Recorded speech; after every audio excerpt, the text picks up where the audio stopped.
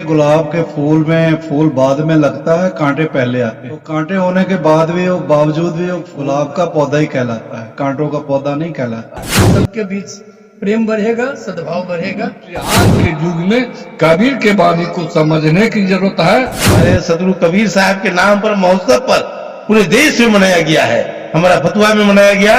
हमको पैसा मिलना चाहिए।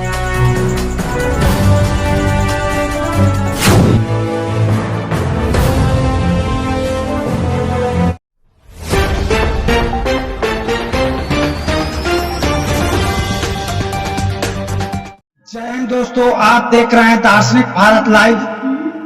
मैं अमरेश कुमार सिंह। आज हम आए हुए हैं पटना शहर स्थित मीठापुर के गौरिया मठ के नजदीक, जहां की सदगुरु कबीर साईं मंदिर है।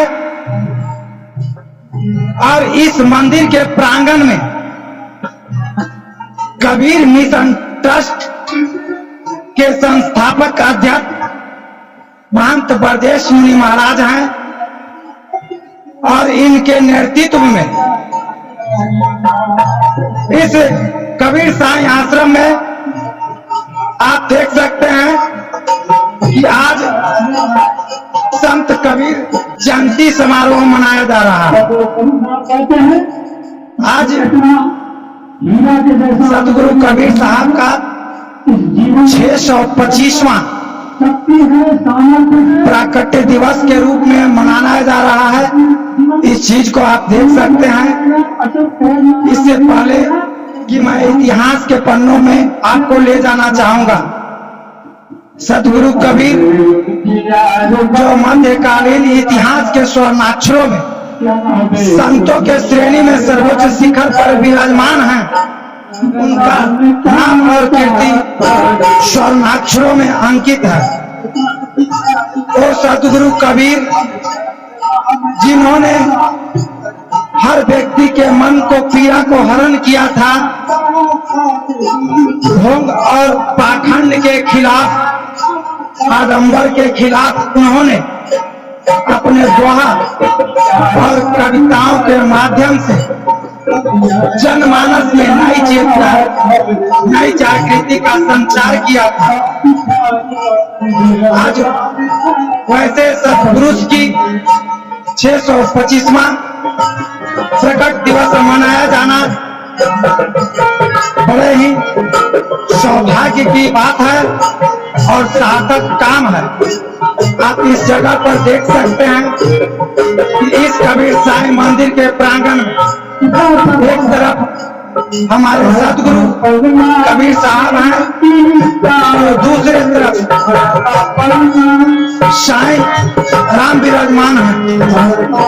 आज के परिप्रेक्ष्य में, आज के आयोजन के माध्यम से, आज के संदर्भ में सदगुरु कबीर साहब का क्या प्रासंगिकता है, उनकी बातें आज कितने लोगों को जरूरत है, इसके संबंध में एक विचार और मंथन का कार्यक्रम आयोजित किया गया है। इस कार्यक्रम में आपके क्षेत्र के धर्मपरायण और जिनका नाम बहुत दूर दूर तक है, हम लोगों के बीच में आचार्य श्री किशोर कुमार जी इस कार्यक्रम के उद्घाटन कर्ता बनाए गए हैं। और इस कार्यक्रम में जो मुख्य अतिथि हैं, सूबेदार ग्रामीण रंजीत सिंह, विशिष्ट अतिथि DIG नरेंद्र सिंह, विधायक रत्नेश सदा जी का आगमन होने वाला है। जो और इस कार्यक्रम को आगे दिखाने से पहले यहाँ जो कुछ भी हलचल होगा, आज उस सारे दृश्यों से, सारे संदर्भों से मैं आपको इसी तरह से अवगत कराने का एक छोटा सा प्रयास करूंगा।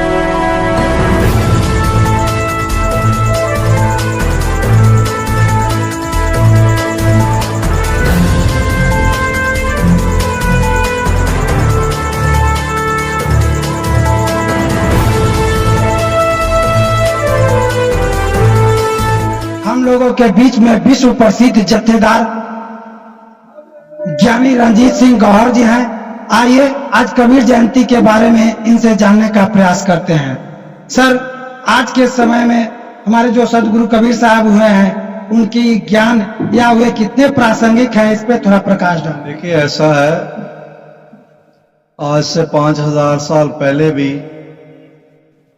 बच्चा मां के दूध से ही पलता था। आज से 5000 साल बाद भी बच्चे को सबसे प्रथम जो भोजन मिलता है वो मां का दूध ही मिलता है। जैसे मां का दूध प्रासंगिक है हमेशा ही, वैसे कबीर जी के वचन, उनकी वाणी, उनकी विचार, वो हमेशा के लिए प्रासंगिक। इसलिए जब भी आप मिश्री को अपनी रसना से, जुबान से टच करें, वो मीठी हो और उसके जो प्रोटीन है वो हमें मिले। इसलिए कबीर जी के वचन, गुरु नानक के वचन हमेशा ही प्रासंगिक हैं। जब भी कोई, जैसे पानी है, जब भी कोई पिएगा तो प्यास बुझेगी, अग्नि बुझेगी। इस तरह महापुरुषों का वचन, उनका विचार हमारे जीवन के लिए सदैव प्रसंग। आज के विद्वानों ने, दार्शनिकों ने, जो हमारे संत महापुरुष हैं, उनके विचारों के दो तरह से बांट दिया गया है, एक आस्तिक और दूसरे नास्तिक। तो इस तरह से हमारे कबीर साहब जी जो हैं से नास्तिक के श्रेणी में, मतलब उनके ज्ञान को प्रचारित किया जा रहा है, यह कहाँ तक सही है? देखिए, गुलाब के फूल में फूल बाद में लगता है, कांटे पहले आते हैं। तो कांटे होने के बाद भी, वो बावजूद भी, वो फूल का एक गुलाब का पौधा ही कहलाता है, कांटों का पौधा नहीं कहलाता। इसलिए कोई नास्तिक भी है तो सारे कबीर जी को पढ़ तो रहे हैं ना, वो पढ़ कर कह रहे हैं हम नहीं मानते, हम नास्तिक हैं, तो पढ़ तो रहे हैं। इसलिए कोई बात नहीं, उनको कहने दे, उनका स्वागत करें। कोई पता नहीं, वही फिर उन्हीं में से गुलाब के फूल निकल पड़े। हमारे बीच में धर्मपरायण आचार्य किशोर कुणाल साहब हैं।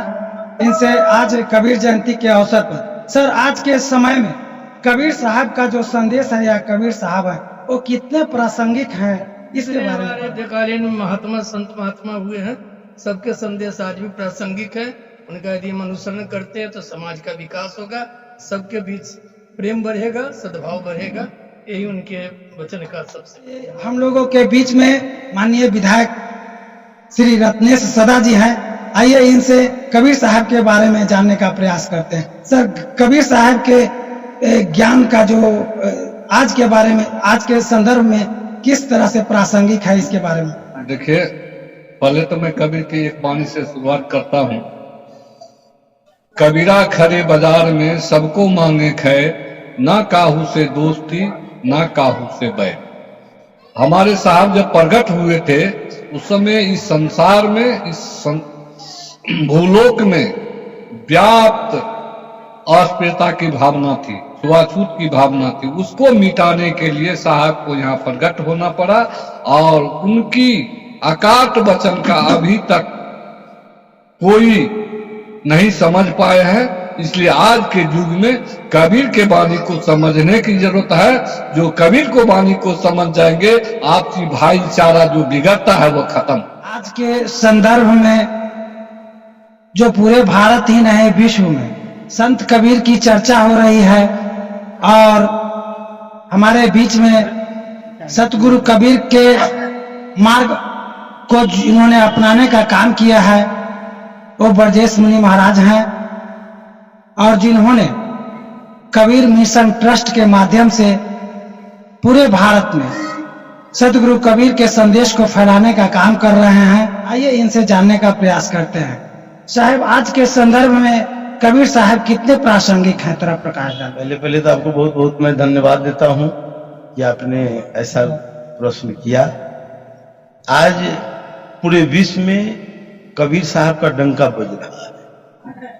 कबीर साहब ऐसे ही महापुरुष हुए हैं कि सभी जाति, धर्म, मजहब को एक सूत्र में बांधने का काम किया है। इसमें किसी भी प्रकार की राग दोष नहीं है। सबकी चाहे खैर उन्होंने कहा है। सब घट मेरो साइया सुनी सेज न कोई, वही महादेव वही मोहम्मद ब्रह्म आदम कहिए, कोई हिंदू को तुरंत कहावे, एक जिमी पर रहिए। ऐसे हमारे सदगुरु गहना एक कनकते गहना यामे भाव न दूजा, कहन सुनन कोई दुई कर था पे एक निमाजे पूजा, और सब एक ही है। भाई रे दुई जगदीश कहां से आया, कहू कौन ने बोलाया। अल्लाह राम करीमा केशव हरि हजरत नाम धराया, भाई रे दो जगदीश कहां से आया। ऐसे महापुरुष लोगों ने अज्ञानता बस उनको दुख दिया, तकलीफ दिया, पावन प्रसन्न दिया, फिर भी वे मंगल की कामना की है सबका। इसीलिए आज पूरी दुनिया में पूजा रहे हैं। ये जो सहे घनन की चोट, हीरा वही हो सकता है जो घनन की चोट खाता है। तो हमारे सतगुरु कबीर साहब ने आज से 600 वर्ष पहले काफी चोट यातनाएं खाए। सिकंदर लोदी शेख तकी बाबर का समय का था, उन्होंने कितना दुख तकलीफ होगा जो उन्होंने कहा क्या बहिरा हुआ खुदाए, क्या वो व्यक्ति साधारण होगा। कितना दिल वाले कबीर साहब थे, हिम्मत वाले, कि वो सिकंदर लोदी शेख तकी बाबर को कह रहे हैं काकर पाथर जोड़ के मसीलियो बनाए, ता ऊपर मुल्ला बांध दे, क्या बहिरा हुआ खुदा है, बोले तेरा खुदा बहिरा है। आज हम लोगों का डर है, भय है, लेकिन वो निर्भीक थे। यही मरने से लोग डरते हैं, मोरो मन आनंद, बोलो लोग मरने से डरता है, मेरे को तो आनंद है। ऐसे महापुरुष हुए जो अनूठे हुए। खोलो पर्दा है नहीं मुर्दा, जिस मिथ्या तुम कर डाले। हिंदू मुस्लिम दोनों लड़ने लगा उनके समाधि पे, लाश पे, तो उन्होंने खुद आकाशवाणी किया, खोलो पर्दा है नहीं मुर्दा, युद्ध मिथ्या तुम कर डाली। सुन के अबानी अचरज मानी, देख किसानी सिर मारी, रोवे पड़ बीना मती कही ना, हम उन्हें चीना करतारी। हे करतार पुरुष, मैंने आपको नहीं चीना।